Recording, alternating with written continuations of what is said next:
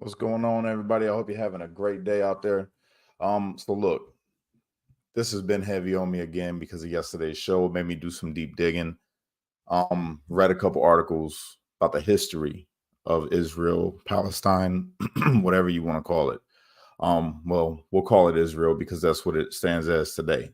But a lot of people don't understand the history, and before even the history, they don't understand what's going on over there in the everyday lives of people that live there that are not allowed to become citizens.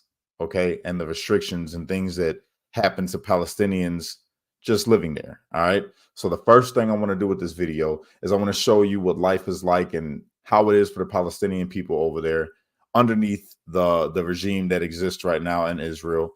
And then I want to show you how it got there. All right. So if you got time, I recommend that you watch this video. Here we go. Many people think of Israel and Palestine as two countries at war, with this one, a state for Jewish people, occupying this one here, where Palestinians live. The truth is, both Israeli Jews and Palestinians live all over this territory, ruled by one government and one army, based on the idea of advancing the supremacy and domination of one group of people, Jews. And that is what guides its policies and its practices towards Palestinians. In other words, apartheid. I know that word turns people off, but understand their argument. The two people that you just heard in this video, they're going to explain who they are, but they live over there. All right. One is a Jew and one is a Palestinian. So we're going to hear what both of them have to think.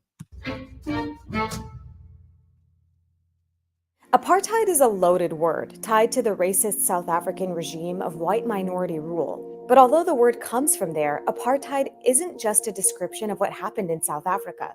It's actually a crime against humanity under international law. In 2021, Human Rights Watch accused Israel of carrying out apartheid.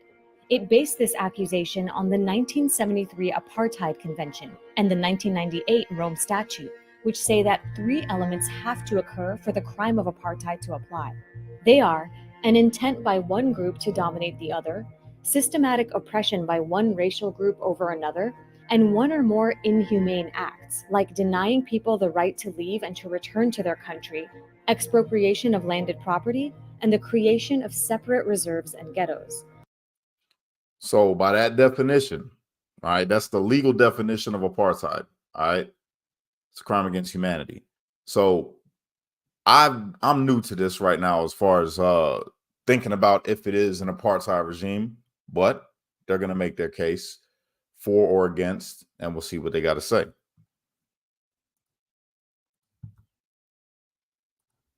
So let's see if any of these apply to Israel's rule over Palestinians. About half of the people that live here under Israel's rule are Palestinian, and the other half are Jews, like myself. For those 7 million Israeli Jews, almost the entire land is one space. Whether they're here, or here, they have the same rights, privileges, and legal status. They can move freely, vote in the same elections, and live under the same laws. The boundaries are invisible to them. But for the 7 million Palestinians, the boundaries are very visible. So right there again. So that right there is a problem to me, just hearing that part right there. And I knew this part because of my Palestinian friends. All right. But for everybody who is an Israeli or a Jew, right, no restrictions. But if you're a Palestinian and you've lived there, your family has lived there since before it was Israel, you don't get the same rights and privileges. And you'll learn about that right now. Whereas this is essentially one space for Israelis, Palestinians have been divided into 4 areas. Each area gets a different colored ID card issued by Israel, and your life and rights are determined by that ID card. In Gaza, Palestinians have no freedom of movement and are under a complete Israeli blockade. Israel no longer has soldiers inside Gaza, but it controls every aspect of life from the outside. By the way, this video is over 3 years old. This is before the war. So before we start thinking, that this video is just some propaganda to fuel, what's going on over there with that conflict, this video was made far before this war ever started. So one thing to think about. People in Gaza have no civil or political rights. They've got no say in the Israeli government that controls them. Palestinians in the West Bank also have very limited freedom of movement, with their population divided into 165 disconnected cantons, cut off by Israeli military checkpoints, walls, settlements, and other infrastructure. They also have no civil or political rights in Israel. In East Jerusalem, Palestinians generally have more freedom to move, but Israel can take away their right to live in the city. They can't vote in Israeli elections, and Israel also bars them from taking part in Palestinian politics. Okay, make that make sense to me. You live there in Israel. Israel's been Israel since 1948, right? But yet, if you're a Palestinian, you cannot take part in politics. You don't have freedom of movement, and you can't even take part in what goes on for Palestine, or what they would consider to be Palestine, which would be Gaza, the West Bank, right? So that right there cripples you from being able to make any effective change in the politics of the nation in which you live. That's a problem, but we're going to keep going. Palestinians who are citizens of Israel can travel relatively freely, but they face restrictions on where they can live. They can vote in Israeli elections, but face legalized discrimination. Yara Hawari is a Palestinian with Israeli citizenship. This ID system, it penetrates, all areas of life, where you live, where you study, what you work, etc. Even the more intimate areas of life, such as who you marry. That's because, for the most part, a Palestinian can't pass on their ID status to their spouse. And this has huge implications on where they can live. Many indeed actually end up leaving and choosing to live abroad because it is that difficult. So if you marry a Jew and you're a Palestinian, that's a conflict right there in itself. It incentivizes you not to marry somebody that's Palestinian. All right, because you're still not going to get the same rights. You'll never get the same rights because you're a Palestinian. And not even just that, but think about this. They said that, and this is a truth right here. You can ask any Palestinian that lives there. You cannot live wherever you want, and they will keep you out from moving into certain areas, which is remnant of redlining that happened right here in the United States of America. And we're all against redlining over here in America today, but we're saying it's okay for them. They're really the same laws that they have over there are the same laws that we've already moved past here in America. Why are they allowed to keep doing that? Let's keep going. On rare occasions, Palestinians are able to change their ID, but only in one direction. So, for instance, if a Palestinian from East Jerusalem moves Big facts, somewhere bad else company inside 3. the West Bank, they could lose their residency in East Jerusalem. And Israel, since it's considered that a downgrade, then that's a direction that would be feasible. And further down the line, again, from Israel's perspective, if West Bankers move to the Gaza Strip, then that's a direction that Israel will accept, but not in the opposite direction. So while Palestinians are granted different rights based on their IDs, nowhere do those rights match those of Israeli Jews. Looks like we can check off at least one of the elements required for apartheid to apply. When Israel was founded in 1948, 700,000 Palestinians had fled or been forced out. The result was that the new state had a Jewish majority. To maintain that majority, Israel has never allowed the refugees to return. The Palestinians who remained were given Israeli citizenship, although they were kept under strict military rule for 19 years. But in 1967, when Israel occupied more lands, including Gaza, the West Bank, and East Jerusalem, it faced a problem. It wanted the land, but didn't want the Palestinians on that land.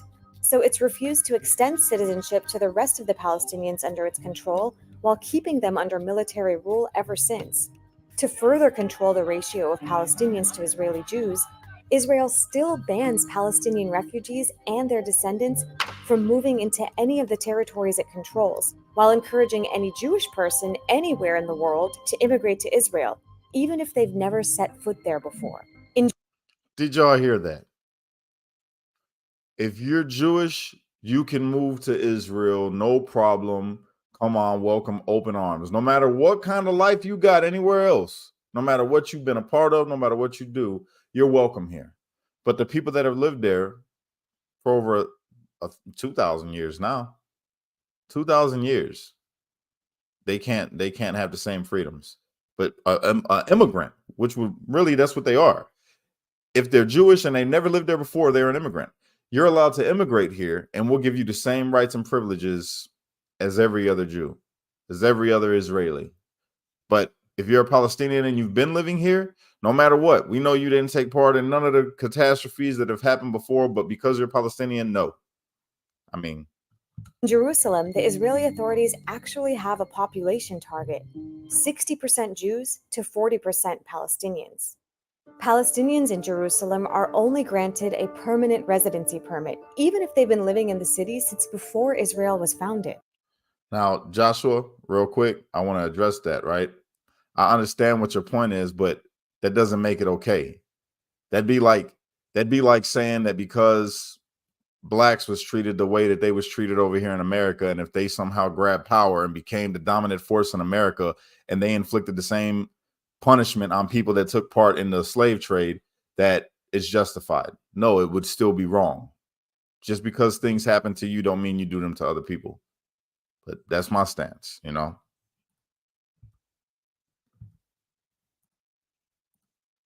About 350,000 Palestinians are in that status, and which is Orwellian the way it's defined, because the only thing permanent in permanent residency is that it can actually always be taken away. These permits can be revoked if a Palestinian moves out of the city, but Jewish Israelis living in Jerusalem never lose residency, even if they move to the other side of the world. This discrimination has been enshrined in Israeli law. The 2018 nation-state law says that Israel is the nation-state of the Jewish people, and that the right to national self-determination in the state of Israel is unique to the Jewish people. That means that even Palestinians with Israeli citizenship aren't considered equal to Jews with Israeli citizenship. As Israel's Prime Minister Benjamin Netanyahu put it, Israel is not a state of all its citizens, but rather the nation-state of the Jewish people, and only them. So let's go back. So that would make them racist. You can never have the same rights and privileges as us because you're Palestinian. That's what's written in the law. To that list from before. The nation-state law is only one of many Israeli laws that explicitly discriminate against Palestinians. Real quick, I just want to say, I'm not talking about the Israeli people in no way, shape, or form. Israeli people that watch this, Jewish people that watch this, I love you. Palestinians that watch this, I love you. I'm not against you all at all. I'm talking about the politics. I'm talking about the government. All right, because there's got to be a distinction between there. It's just like over here. When people see our current administration, I hope that they don't identify that with the American people, because we stand against the current administration as well, and the corrupt laws that get passed in our own country. So what I'm talking about is political. It's not to do with the people. I love the people, and I'm sorry that you guys are going through all of this, the Israelis and the Palestinians. It shouldn't be happening. I'm just trying to give a breakdown of how it is where it is, how it has gotten to where it is right now, which we're going to get into in this next video. But this video is to show what everyday life is like over there in Israel and Palestine, for the differences of life and what you can and cannot do. All right, that's all this video is for. But then after that, I'm going to show you how it got here. All right, so if you guys could, if you haven't already, please do me the favor of liking this video and sharing this video. I'd appreciate it. The more likes helps me in the algorithm, and the shares also help with the algorithm. So thank you. Let's get back into it. For example, there's the 1950 Absentees Property Law. Deeming Palestinian refugees absentees, Israel seized hundreds of thousands of acres of their land, even though they were only absent because Israel wouldn't let them return. Remember, denying people the right to return to their country is on the list of inhumane acts that legally make up the third element of apartheid. There are more Israeli policies that could fall under the category of inhumane acts, especially when it comes to land. So Israel desires the Gotcha, land, Jamie. even more so desires empty land, or land that it makes empty, and doesn't desire the Palestinians living on that land. And that has resulted in policies in which land is constantly moving in one direction. Land that used to be Palestinian becomes state land, and then that land is allocated for the development of towns and communities for Jewish citizens. And yes, expropriation of land is also an inhumane act. So let's see what that looks like on the ground. Across the entire territory, Palestinian communities are overcrowded and surrounded by Jewish-only communities. It's the same type of practice of encircling Palestinian communities so that they can't expand, cutting them off from one another. It's a continuous practice that began in 1948. The same as making ghettos in the projects right here in America when they did redlining. They surrounded all the different areas with suburbs and areas that you couldn't move into because you couldn't afford it, or there was some kind of laws against it. Or when they took the laws away, they made it to where the realtors, the people that were able to sell property, did not sell to Black families. Same concept, just a little stricter. And was expanded to the West Bank in 1967. The Israeli state prioritizes Jewish development in places where it wants to restrict the growth of Palestinian communities, with the government keen to Judaize areas like the Galilee and the Negev. Israeli politicians frequently use that term to Judaize an area, in other words, to ensure Israeli Jewish dominance in a particular area, where the government has a concern over the Palestinian demography. And in any other context, this would be condemned as, gross ethnic engineering. It's in its basic laws, which is essentially the Israeli constitution. The land is deemed for the Jewish people, not the Israeli people, but the Jewish people. In fact, only 3% of the land inside Israel's 1948 borders is allocated for its Palestinian citizens. 3% in 1948. 3% was allocated. Only 3%. Mind you, they were the dominant people in that land. All right. And now only 3% in 1948 is given to them to live. Meanwhile, hundreds of new communities have been built for its Jewish citizens, many on the ruins of destroyed Palestinian villages. Plus, there's the 200 illegal Jewish settlements that have been built across the West Bank as well. At the same time, thousands of Palestinian homes have been demolished or are under threat of demolition, having been built without permits because Israel rejects most Palestinian building applications. Meanwhile, So you can't even, listen, you can't even get a permit to build a house if you want. Let's say that for some reason, you got the money. In some miracle way, you got it to where you can build your own home. They won't grant you a permit to get the land because you're Palestinian. And what does that remind us of? Right here in America, back in the day. Back in the day, you weren't allowed in before the 1900s. I believe it was it 20 million acres of land was owned by Blacks. A lot of people don't know that. You can look it up. Before the 1900s or the 1920s, one or the other, over 20 million acres was owned by Blacks. And then because of eminent domain and all the different laws, and you see what happened with Tulsa, Oklahoma, all of those things, it's the same exact thing, but really it's worse. What's happening over there? So let's keep it going. Negev Desert, the Israeli government wants to maximize the land available for Jewish development. So it has tried to force Palestinian Bedouin citizens into small townships by demolishing their homes and not allowing them to connect to the water and power grids. One village, El Arakib, has been demolished more than 180 times. Now, just across the Green Line, a similar struggle is taking place in the village of Susia, which is in the West Bank, just south of Hebron. And it too has faced a series of mass demolitions by authorities in an attempt to establish Israeli Jewish control over the area. Looks like we can check off another one of the criteria for apartheid. Israel has total control of this entire territory. Even in Gaza and the West Bank, which have some limited autonomous Palestinian administration in place, Israel controls the borders, trade, resources, water, electricity, the airspace, the electromagnetic spectrum, the population registry, and more. Accusing a government of carrying out a crime against humanity like apartheid is no simple matter. But we've seen how Israel's control over and discrimination against Palestinians fits the legal threshold for apartheid.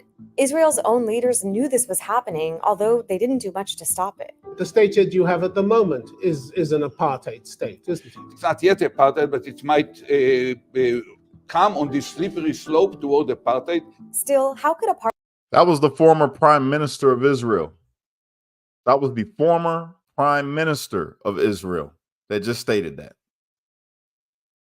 Apartheid apply to Israel when, say, Palestinian citizens can vote? So as a Palestinian citizen of Israel, I cannot question the fundamental constitution of Israel, which says that the state is for the Jewish people and the Jewish people alone. My citizenship doesn't allow for inclusion in that state. And so therefore, participation in Israeli elections or in the Knesset is really nominal and has no potential to change policy.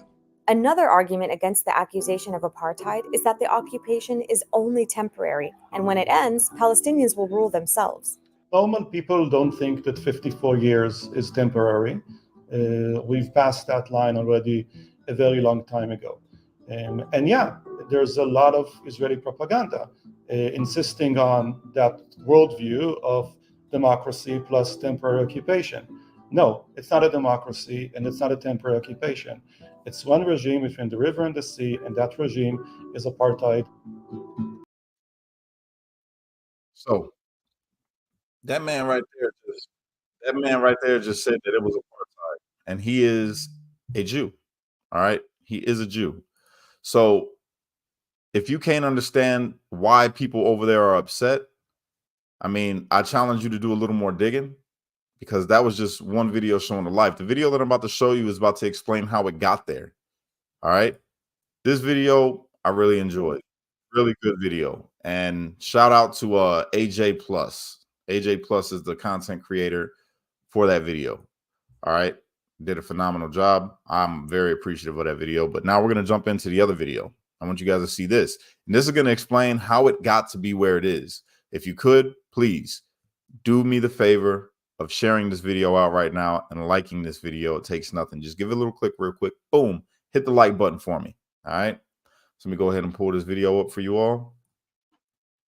Share screen. Let me see where we at here.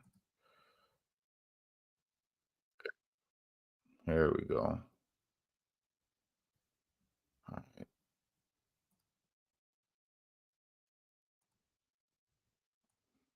Back in 1917, Britain's Foreign Secretary, Arthur Balfour, wrote a letter that would set off a conflict still being fought more than 100 years later.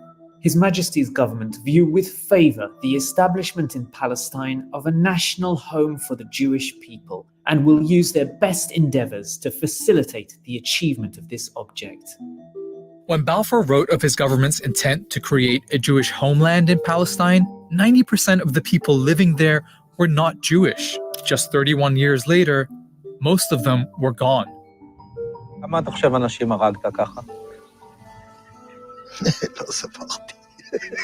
How many people have you killed? I didn't count.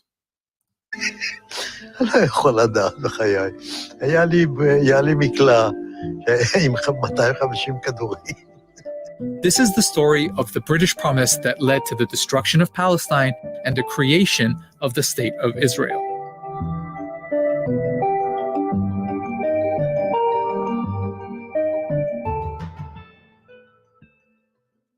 Let's start with the obvious question. Why were the British making promises about other people's countries?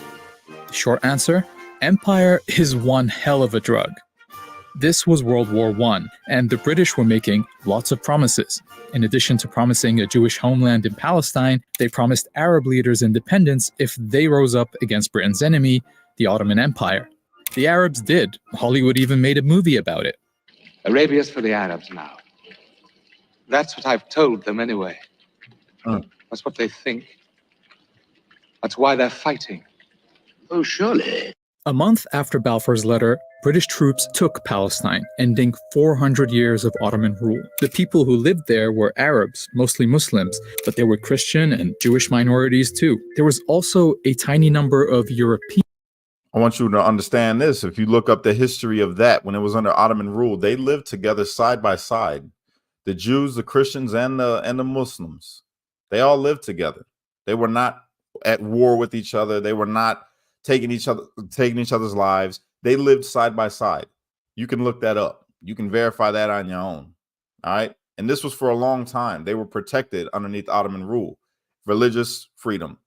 They can do their thing. Nobody hurting each other. So European Jews who in the late 1800s had started building small colonies there. At a time when many Jews were suffering horrific persecution in Europe, they felt Palestine could be an escape. The idea of building up a Jewish presence in Palestine became known as Zionism, but it stayed a fringe movement among European Jews. Many of them felt they shouldn't have to leave their countries to avoid persecution.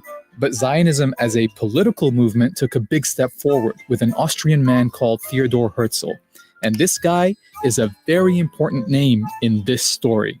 In 1896, he published Der Judenstaat, or in English, The Jewish State.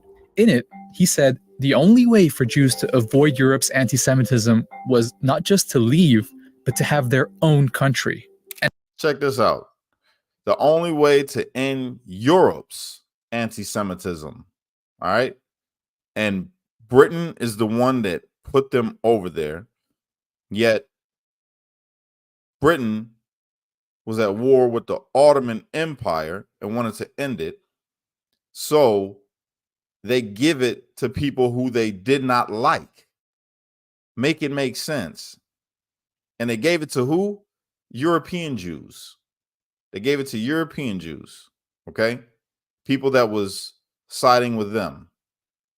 And only siding with them because they offered a better solution than what they had. Because at this time, they were being mistreated all over. All over. You know, that's not a secret to nobody. But you got to ask the question is why? Why would Britain, who did not care for the Jews, you could do the history on that. They had, you know, endeavors together, did not like them. It's written in their own history. All right. So once you look that up, you'll understand all it is. And Herzl didn't just write. The next year, he organized a conference in Basel, Switzerland, the first Zionist Congress. The attendees agreed on a program which sought, among other things, to establish a Jewish homeland in Palestine and promote Jewish settlement in Palestine. From here on out, the Zionist movement became very active, setting up funds to promote Jewish immigration to Palestine, companies to buy land there, and recruiting representatives to advocate for their cause with different governments. A few days after the conference, Herzl wrote this in his diary. At Basel, I founded the Jewish state. In 5 years, perhaps, and certainly in 50 years, everyone will perceive it. He was only off by 1 year.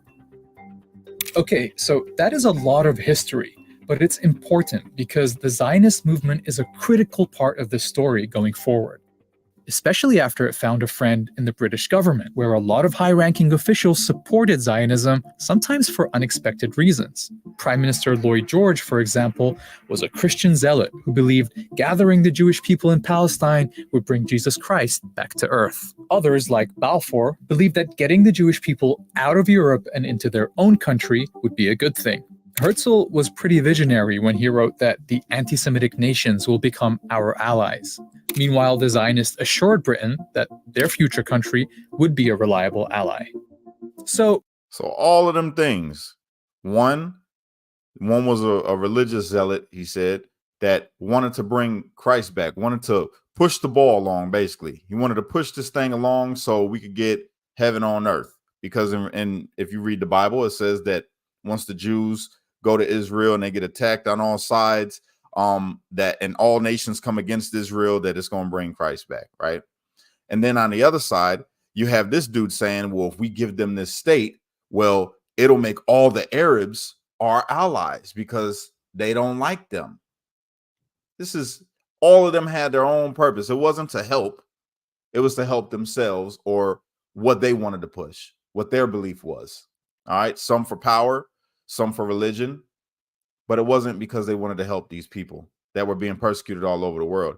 And to hit that comment where it says the Ottoman Empire enslaved millions of Europeans, I don't deny that. I'm not denying that at all. What I'm saying is it wasn't a religious persecution. All right. Over there at that time, the Christians, the Jews, and the Muslims all lived together. At that spot, it was neutral. You can live there. Not to say that they weren't doing some bad things. All empires have done some horrific things throughout history. That's not the point of this video. The point of this video is to explain why the conflict exists now over there the way that it does. That's the backstory of how European anti-Semitism, Zionism, and British imperialism all led to the Balfour Declaration, this British promise to build a homeland for Jews in Palestine. Now we're going to look at how Britain did that. World War I had been a conflict between rival empires, and the winners set up the League of Nations to distribute the losing side's territories between them. They called it the Mandate System, putting territories once controlled by the Ottoman and German empires under the, quote, tutelage of advanced nations until they became independent. Britain was given the mandate over Palestine, but the Palestinian people were never asked what they wanted or what independence would look like to them. Listen to what Balfour wrote to one of his colleagues. For in Palestine, we do not propose even to go through the form of consulting the wishes of the present inhabitants of the country. Instead, it was the Zionists who were consulted about what their vision for Palestine was, and so the mandate ended up incorporating not just the Balfour Declaration, but several clauses requiring Britain to ensure the establishment of a Jewish home in Palestine. British rule was very accommodating to the Zionist project. The Jewish community in Palestine grew with big waves of immigration. They had their own schools and factories and even their own militia, the Haganah, and they were led by the Polish-born David Ben-Gurion, the leader of their representative body, the Jewish Agency. Polish. Okay. To the Palestinians, it was clear that Britain wasn't delivering them independence. It was delivering their country to other people. In 1936, they went on strike. British forces tried to break the strike with arrests, torture, mass punishment, and executions. Leaders were exiled, weapons confiscated, and houses blown up. Palestinian fighters attacked British and Jewish targets, while British and Haganah forces would carry out joint raids on Palestinian villages. Something had to change. The British government sent a commission called the Peel Commission to figure it out, but their proposed solution was typical. Just draw another British line on the map, divide the country, give this part to the Jews and this part to the Palestinians, and make that part of Transjordan next door. Oh, and because the Palestinians were a majority in the country, 250,000 of them would have to be removed by force to make the Jewish state viable. Remember, these were the proposals that were meant to calm things down. Spoiler, they didn't. Instead, the revolt continued until 1939, by which time about 10% of Palestine's adult male population had either been killed, injured, arrested, or exiled. The British government really needed a solution. So, here comes another report. The Commission is studying the 20-year-old Jewish settlements in British-mandated Palestine. The 1939 White Paper created a conflict between the British and the Zionists for the first time, because it rejected partition and said the solution was for Palestine to gain independence within 10 years, with everyone living there sharing it together. Crucially, it also imposed severe limits on Jewish land purchases and immigration. To the Zionists, this felt like a betrayal. In response, some set off bombs across the country, killing dozens of Palestinians. But soon... So now you see the beginning of a conflict. Right there. All right? Right there. They start, the Zionists felt betrayed. So they take it out on Palestinian inhabitants. Okay? Let's keep it going. Everyone was distracted by something much bigger. More than 60 million people were killed in World War II, including 6 million Jews murdered in Nazi death camps. Jewish survivors fled Europe, with a large number of them trying to find safety in Palestine despite the British limit on Jewish immigration. This set off a more direct confrontation between the Zionists and the British, with Palestinians often targeted as well. The Zionists knew two things. Militarily, they were stronger than the Palestinians, and Britain was exhausted by World War II, so it wouldn't have the stomach to keep fighting in Palestine. They were right. In 1947, after 30 years of occupation, Britain announced it was quitting Palestine and asked the newly formed United Nations to clean up its mess. Alright, 1947 and 1948 are the most pivotal years in this story, so let's take a look at how things are lining up. During British rule, Jews had gone from 10% to 30% of the population, and owned about 6% of the land. Under Ben-Gurion's leadership, the Jewish Agency was pretty much functioning as a government for the Jewish community. And the Zionist militias had tens of thousands of soldiers, modern weapons, and officers who'd already fought in World War II. On the other side, the Palestinians hadn't been allowed to develop their own administration or military. But as they waited for the UN solution, they were still the majority all over the country. In November 1947, the UN, then only made up of a fraction of the world's countries, voted to partition Palestine. This plan marked off 55% of the country for a Jewish state, but the UN never explained how it could be a Jewish state when half the people in its territory were Palestinian. To nobody's surprise, Palestinians, and in fact all Arabs, rejected the UN's plan. Ben-Gurion and the Zionist leadership accepted, but they saw an opportunity. With the British on the way out, the Zionists knew they would have the strongest military in Palestine. Their forces were instructed to seize more territory than they'd been awarded by the UN, and to do what was necessary to reduce the number of Palestinians in it. In cities like Haifa, the militia set off car bombs in Palestinian neighborhoods. They attacked villages and forced residents out. Haganah troops have driven the Arabs out of the beleaguered city, taking many prisoners. After inspecting parts of western Jerusalem that had been emptied of Palestinians, Ben-Gurion said, "In many Arab neighborhoods in the West, you do not see even one Arab. If we persist, it is quite possible that in the next 6 or 8 months, there will be considerable changes in the country, and to our advantage." So, what does that remind you of, all of y'all watching? What they did is exactly what we did over here in America. All right, this is exactly what happened in America, just in modern day, modern times. Matter of fact, closely after we ended it over here. Okay, it's the exact same tactics, and we know that it was wrong over here. How is it not wrong over there? They're bombing people out of their houses, bombing them out of their houses, rebuilding, taking the land, and the goal was to drive them out. Citizens. These are not warriors. These are not militias. These are not military. These are people. Just saying. One of the events that helped speed up these changes took place on April 9th, 1948, when the village of Deir Yassin was attacked. A British government report to the United Nations describes the scene. 250 people were killed in circumstances of great savagery. Women and children were stripped, lined up, photographed, and then slaughtered by automatic firing. The story of what happened at Deir Yassin set off panic all over the country. As news spread, people fled, fearing they would be next. Historians have recorded dozens of similar massacres during this period. Each time, they would result in entire communities fleeing. Yet, we are calling the Palestinians the terrorists. This is what happened to the now would be grandfathers and grandmothers. Imagine being a kid, if you got to live, seeing your family exterminated by what's supposed to be the government of your land. The government, okay?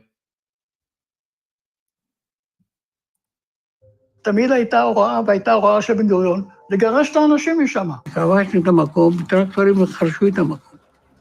חרשו. לא נשאר זכר של כפר. למה? לא רצו שתהיה, לא חזרה ולא זכר של המקום. By the time Britain ended its mandate on May 15th,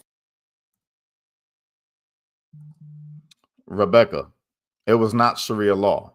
That's what I'm saying. This is what we get told. They were not under Sharia law. This is underneath the British mandate. All right. And then underneath the UN, when the UN came in and made Israel what it is, started to make it what it is. It ain't been Sharia law in very, very, very long time. Very long time. This is where if you were watching earlier, everybody was living there. Jews, Christians, and Muslims. There was no Sharia law at any point over there. Just in modern history. I'm just saying. Got to dig deep. Got to look at this and be real and say what it really is, you know? 1948, 250,000 Palestinians had fled. The night before, David Ben-Gurion announced the founding of the State of Israel. with Not allowed. himself as its first prime minister. He was standing under a giant portrait of Herzl, 51 years after Herzl had predicted this very moment. The Zionist militias came together as the newly formed Israel Defense Forces, but the fighting wasn't over.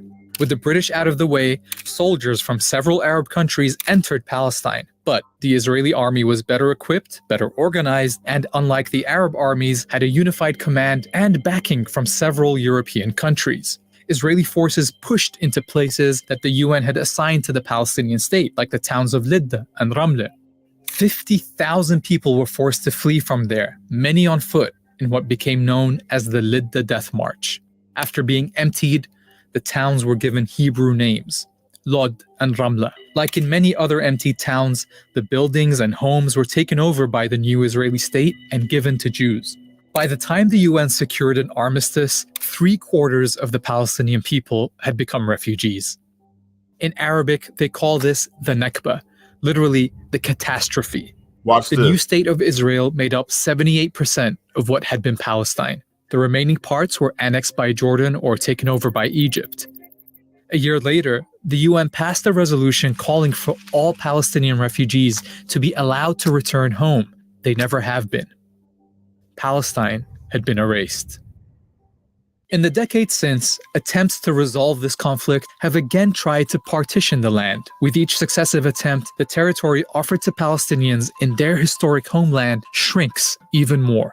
Ironically, Israel is still struggling to maintain the population advantage it gained in 1948 when it forced all those people out, because in 1967, it occupied the West Bank and Gaza, bringing all the Palestinians living there under its rule. And so today, the population of Jews and non-Jews in this land is roughly equal. But those living under occupation have no rights, no citizenship, and no prospect of independence. The Nakba-era tactics of settlement, home demolitions, and expulsion are still used against them. Nakba, Nakba, no! We want Nakba, Nakba, Catastrophe. no! Israel has taken the land but wants nothing to do with the millions under its rule. International, Israeli, and Palestinian human rights groups say this system is a form of apartheid. To see if that's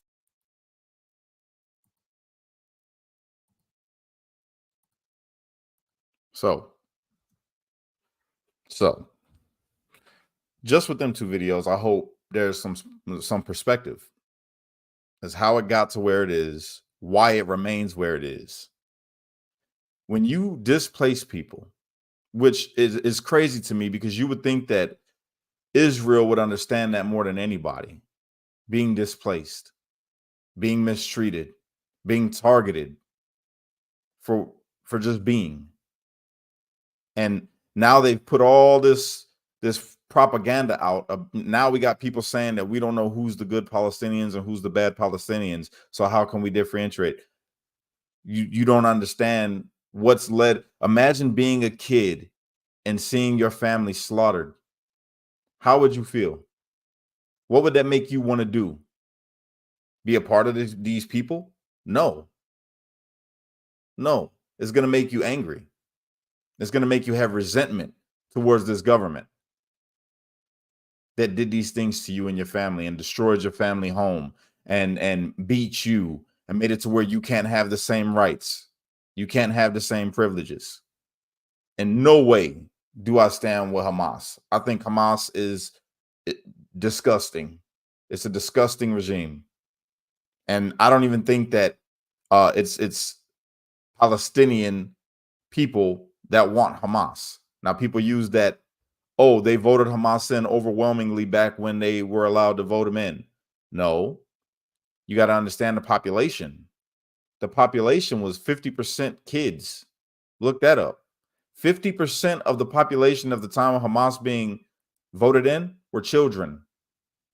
The rest were adults. 50% kids, 50% adults. That was the demographic. That's the population.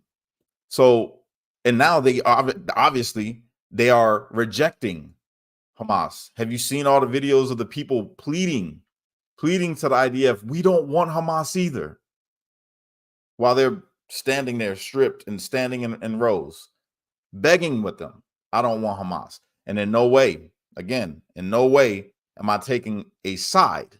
I stand on the side of the people. They need to release the hostages. That they're innocent people that are being casualties of this war. And it's been innocent people that have been casualties since the creation of Israel. That's what people don't want to look at. They don't want to understand that. Only thing they see is the plight of the Israelis. Well, before they were Israelis, they see that plight of how they were mistreated. And we should see that. We should recognize that it's not right how they were treated. But for you to get your own country and now do the exact same things to these people who live in this land, instead of giving them the opportunity to rise and become citizens and do good and be a part of the politics over there, it's not allowed. And I'm not going to say it's the Israeli people, even though we know how it is over here. There are some people over here that are, stupid, and they have a racist ideology in their mind. We understand that. But that's just people that have no control. They have no power. They can just push the propaganda. Same way over here as it is over there. You got some Israelis that do not like Palestinians at all. I've seen that. I understand. I get it. And they call, like you seen in that video, for Nakba. Nakba, catastrophe. They want catastrophe. Those were just regular people, regular citizens who really believe in their government, who really believe in their homeland. They got some national pride. And I understand. But they don't understand why they're divided the way that they are. It's because propaganda that gets pushed by their own media, by their own governments. It's the same way all around the world. People are made to have this pride and just be so proud to be Israeli, or be proud to be an American, or be proud to be a Palestinian, or be proud to be an Afghan, or whatever. Not understanding that we, the people, we're on each other's side. We all are going through the same struggles. It's just your struggles are a lot harder because of my government. My struggles are a lot less than yours, so I can say that I'm proud to have the freedoms that I have over here as an American, right? But and the way I'll use this is think about, we'll say the 1900s, right? Where you started to see some progress and blacks being freed from slavery in 1880 something, whatever year it was. Blacks are free from slavery. So now people have this pride. Like, I'm so proud, to be a part of this country. But then on the other side, you had people who did not want that. They hated it. They fought a whole war behind it. You know what I'm saying? 1860s, something like that. Now I got my dates wrong. I'm doing all this history. But it's the same exact thing. Even though now in the 1930s, blacks are like, yo, I'm proud to be an American because we got this built over here and we're doing this. But then you got these people over here that are a part of the government that are like, I can't stand that these dudes are able to rise up and do it. And they try to make these laws against it. And perfect example is the Tulsa, Oklahoma bombings. That's the perfect example where you have people that are now taking pride in being a part of a country that they were excluded from, and grabbing the American dream, grabbing it and holding it tight and working for it, just to be knocked down by corrupt people in the country. It's the same thing over there, except they haven't progressed as far as we have. That's the only difference. They're going through a part of history that we've already passed. And for us to sit here in America and say, oh, I stand with Israel, or you got them kids over there on our campuses protesting about stand with Palestine or free Palestine, you're doing it wrong. You're taking the wrong stance. We stand with the people. We stand with the people. That's what it's always been over here. That's why the Constitution was framed the way it was. We the people. It needs to be that universally throughout the world. We stand with the people. We don't like corruption being implemented on people in any forms of government. We only pay attention to our home. We don't look at what's going on around the world that our government even has part in. Our government has part in this. So understand this a little bit deeper, you guys. When you take a stance, what's happening over there across the board is wrong. Hamas is wrong. The Israeli government is wrong. The people are suffering. The people. So I say free the people from corrupt governments. That's my stance on it. I hope you guys found this video to be a little more, insightful. I hope it gave a little more perspective into what's actually going on over there and how it got there. All right. If you could do me a favor, if you haven't already, like this video and share this video out. It helps against the algorithm. Until next time, unite, don't fight. Be a street light, because only you can be the change you wish to see in the world. And when you get too stressed out, you got to remember to pray, because without God, everything falls apart. Peace.